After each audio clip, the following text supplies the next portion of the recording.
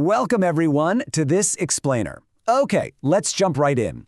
Today, we're stepping into the strictly governed, incredibly precise world of the United States Bankruptcy Court for the Central District of California.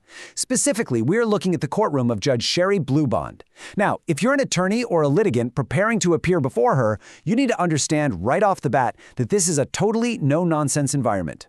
Judge Bluebond expects absolute procedural compliance, rigorous preparation, and just unwavering honesty.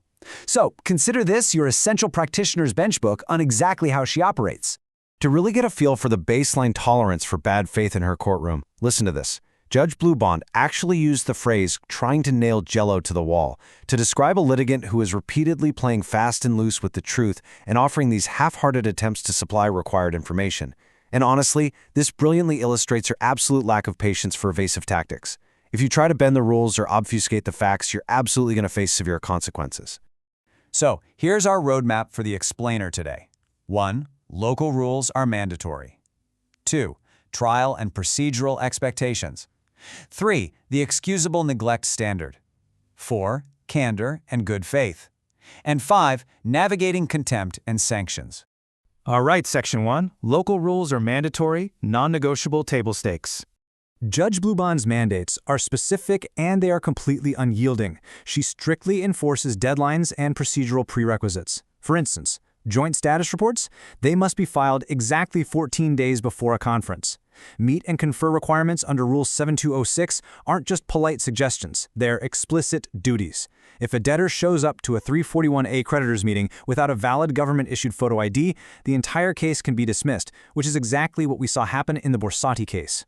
And if you want to credit bid on a property, you better request it in writing before the sale hearing. In the Moshkovich case, a party tried to make an oral request to credit bid at the very end of a hearing, and Judge Bluebond flatly denied it, simply because it was untimely. So the absolutely crucial takeaway here is this. Ignorance is not an excuse.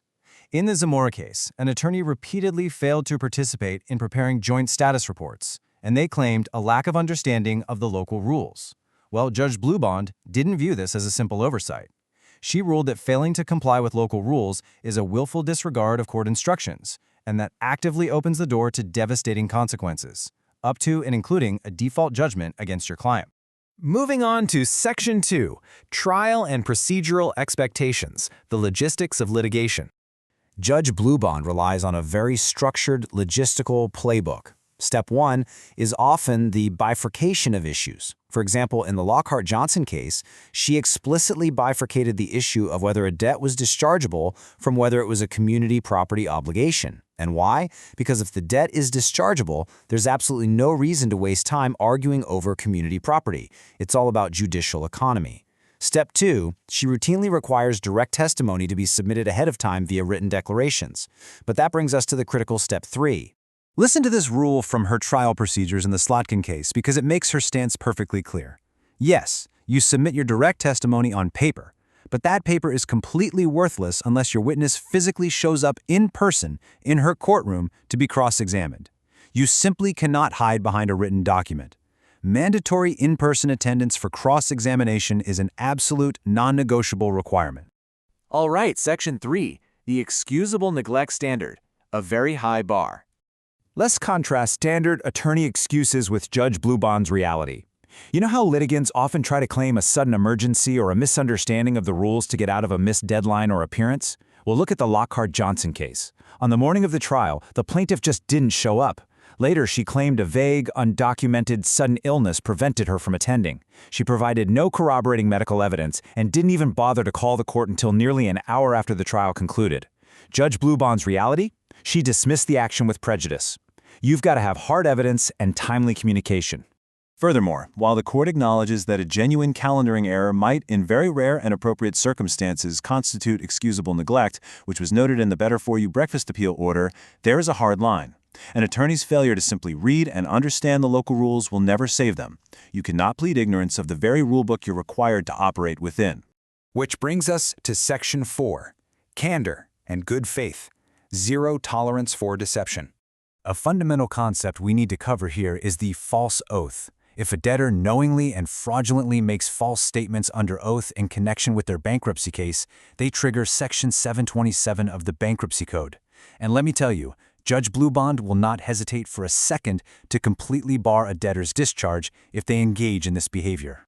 Let's talk about what a false oath actually looks like in practice. In the Cayman case, the debtor claimed he was just surviving on gifts from his best friend of 55 years. But a forensic look at the facts revealed the actual truth. The debtor had sold a condominium in Vancouver, sold some really expensive collectible posters, and then parked the cash in an account under his friend's name to hide it from creditors. He literally lied about it under oath at his 341A meeting. Judge Bluebond saw right through the deception and barred his discharge entirely. Now, while she is strictly by the book, she also handles bad faith and frivolous accusations with a remarkable dry wit. In the Langadinos case, a famously vexatious litigant accused the judge of bias, specifically claiming she hates pro se litigants with New York accents. Judge Bluebond formally responded in her order, noting for the official record that she does not, in fact, hate pro se debtors with New York accents, and pointed out the litigant never even claimed to have a New York accent in his filings. It's a nice moment of levity, but it really shows how she systematically dismantles bad faith arguments point by point. Finally, Section 5. Navigating contempt and sanctions, the escalation of consequences. Let's trace the frankly shocking timeline of the Clark Warren Baker case. This perfectly maps out exactly how Judge Bluebond escalates punishment. In March 2017, Baker was hit with a $35,000 sanction for literally threatening a witness to prevent a deposition. By August 2018, after Baker intentionally deleted digital evidence and engaged in data spoliation, she hit him with heavy civil contempt orders. Finally, by June 2019, realizing civil fines just weren't going to stop him, Judge Bluebond issued a formal recommendation to the district court for criminal contempt and actual incarceration. She will absolutely exhaust every tool in the judicial arsenal. And honestly, her civil contempt powers alone are formidable. Back to the Slotkin case for a second, the debtor refused to turn over a hidden 2007 Ferrari to the bankruptcy trustee. Judge Bluebond didn't just issue another fine. No, she ordered the United States Marshal to physically arrest the debtor and hold him in custody until he either surrendered the Ferrari, handed over the pink slip, or paid the trustee $144,000 in cleared funds. So, as we wrap up this explainer today, I want to leave you with this provocative question to really think about. Are you fully prepared to litigate with absolute candor and precision? Judge Bluebond's courtroom is a masterclass in judicial efficiency and strict compliance.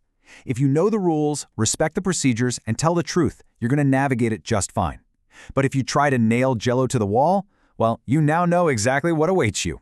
Thank you so much for joining me, and I hope this deep dive ensures you're ready for your next appearance.